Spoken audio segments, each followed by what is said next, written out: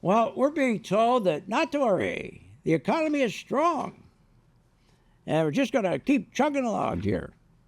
Now, I've been saying we're going to have a crash. And people are emailing me and saying, well, you've been wrong. Well, remember how the market works.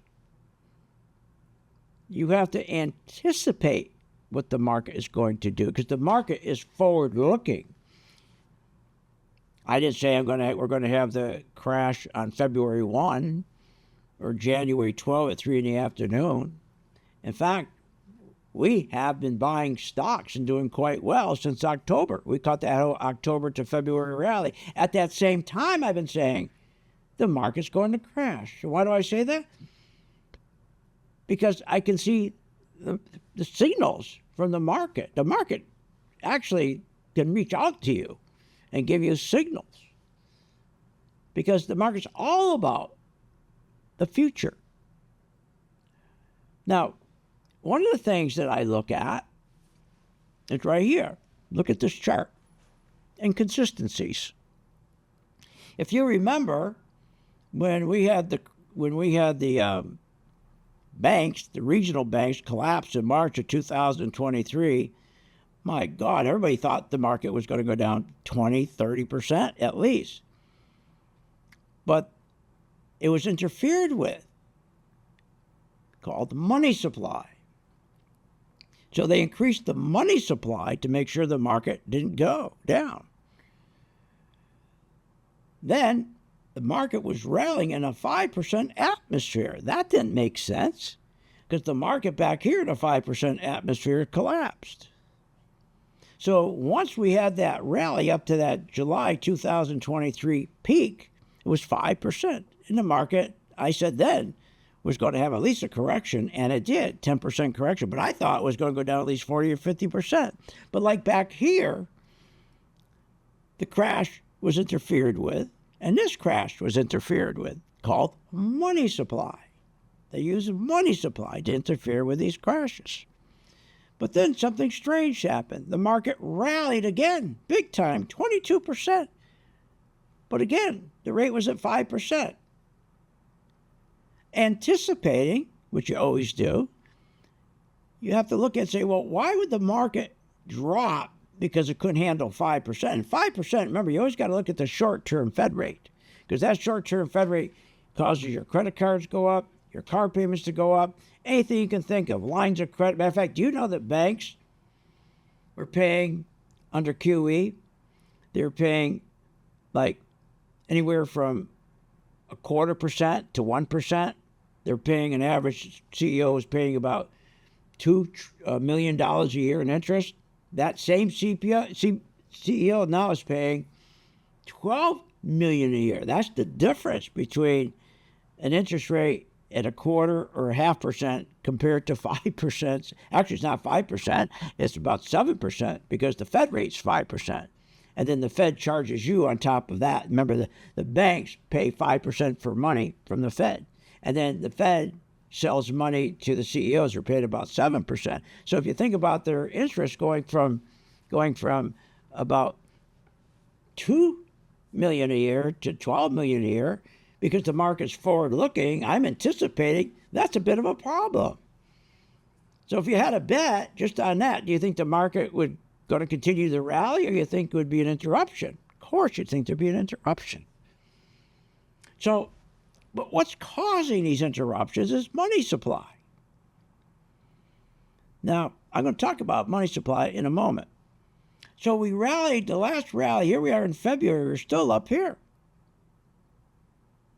So again, a 5% rally, but a 5% drop. In other words, a 5% environment, the market collapsed 10%. A 5% environment, we go up 22%. What are you, nuts? Take a look at this. I mean, that in itself is a signal of a crash and a half.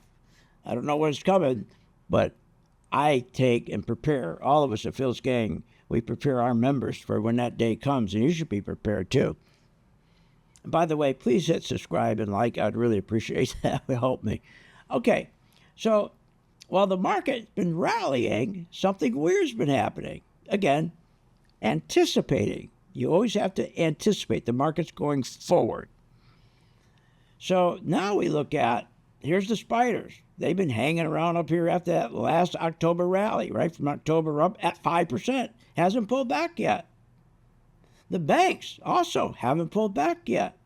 They're just stalled. Gold hasn't pulled back yet, still around 2,000. So if you take gold and you take the banks and you take the S&P, they're all pretty much near their peak. But anticipating, what do I look at? The small mid-cap stocks, because the small mid-cap stocks, they're the blood, they're the heart of the market. Look at the problem with IWM. Wow, that is a major problem. What am I talking about? Look at where it is. And everybody else is what? They're all sitting up here at the peak. Look, even gold at the peak. So this is a message from the market, something's wrong. Just like the rally that we had from October to February in a 5% environment, when we just got out of the 10% correction because of 5% environment. All right, so let's move on. And then you'll understand, I hope at the end, why there is a crash coming. But again, we don't just sit around waiting for a crash. We never fight the tape. Here's just one of our stocks, one of our many stocks. We had a buy signal right here. This is called the buy signal. We had a crossover here in these lines, and it lined up with our color-coded chart. This is our own charts we designed, and it turned from red to green. That's a buy signal, which lined up with another buy signal. And, of course, you can see how well the stock is done. And we have a lot of stocks that did that. Okay, a lot of them that did that. Our J.P. Morgan was another one. J.P. Morgan, we had a beautiful buy signal right here. But all the time, I've been saying the market's going to crash. So I'm not sitting around waiting for it to crash. I'm anticipating a crash. And anybody who can anticipate, whether it's a clothing designer, a business person, an athlete, a quarterback, they're the winners. They win. How many times do they question a quarterback during the game? Oh, he should have done this. He should. But he's on the field. If he knows how to anticipate, he's going to be more right than wrong. But if everybody else in the stands says, oh, he's going to lose the game, he doesn't just stop being a quarterback and walk off the field. No, his job is to anticipate. That's my job. And here at Phil's Gang, that's our job. That's what we do for our clients. Now look at this. So now if you go back and take, something's changing now. And most people don't get it.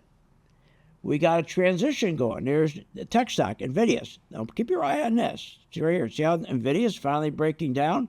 But look at J.P. Morgan. It's not. Look at Microsoft breaking down.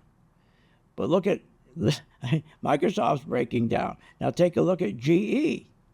Well, money's going into GE. Look at Apple breaking down. Wow. But look at Ultra. Money's going in. So see, there's a transition going on. See what I'm catching? Tesla breaking down. Costco doing great. Amazon starting to break down. And anytime you see a big gap like that, that's ready for a breakdown. So you get my point. But American Express. So that's another signal, see, that I'm catching, that I'm anticipating. There's a rotation, but nobody's telling you that. But this is what I'm telling my gang members.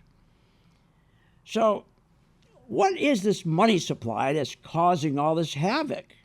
That every time the market is ready for a collapse or 10% crash, they've stopped it, which we didn't have in 2008. We didn't have during the dot-coms or during the housing con. We didn't have that. We didn't have that in 1987. We didn't have that in the 1970s when I was trading. We didn't have interference by the Federal Reserve using money supply. Now, what's money supply?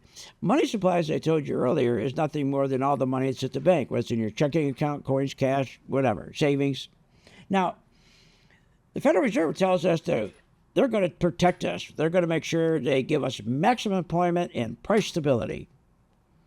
Now, they're supposed to achieve that, remember, by making sure that you and I, the consumer, and Congress, that we do not create too much debt. And make sure that what they do is they make sure we cut our spending.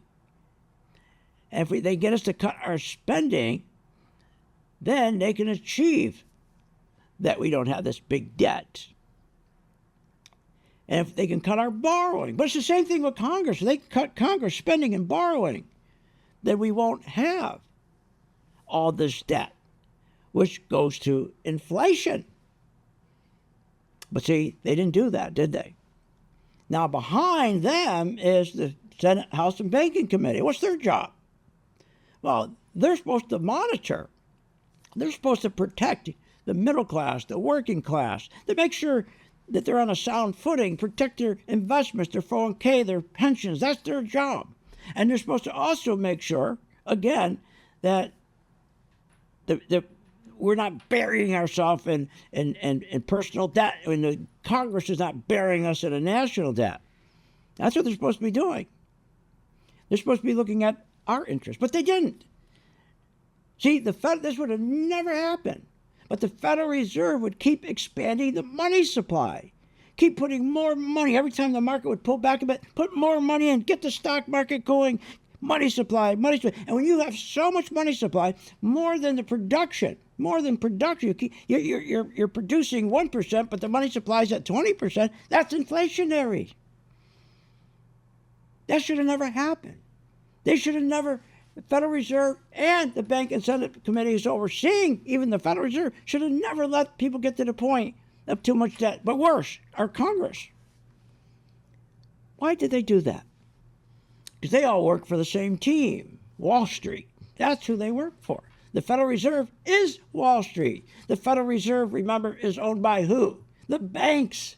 They're the biggest shareholders, the banks. And the banks are controlled, the 5 biggest banks are controlled by who? By our government. The guy sitting in the White House. Control. So they wanted this inflation. Because why? Because the very wealthy make money on inflation. The stock market going up 1,200% is inflation. So when there's and you have and then you have gold going up, and you have diamonds and artwork and vineyards, all wonderful for the rich. So they've been working against us. So again, my job is to anticipate. So if they're all working against us and they're letting the money supply pile up and all the other things I just showed you, there's only one conclusion you can come to. Is we're going to have a crash, worse than any other crash. But in the meantime, we just don't sit here, hey, we're the crash. You saw what we're doing. We're going to make sure that we're buying the stocks that have relative strength, like American Express and Costco and the rest of them. We're going to stay with the strongest stocks, and we're not going to fight the tape. So, for more information on my stock picks and what I feel about the market, you just click the link into my bio, or you just go to philsgang.com. But I hope this helps you understand, okay, how important it is to anticipate. Winners anticipate, losers sit around doing nothing. Have a good day. philsgang.com.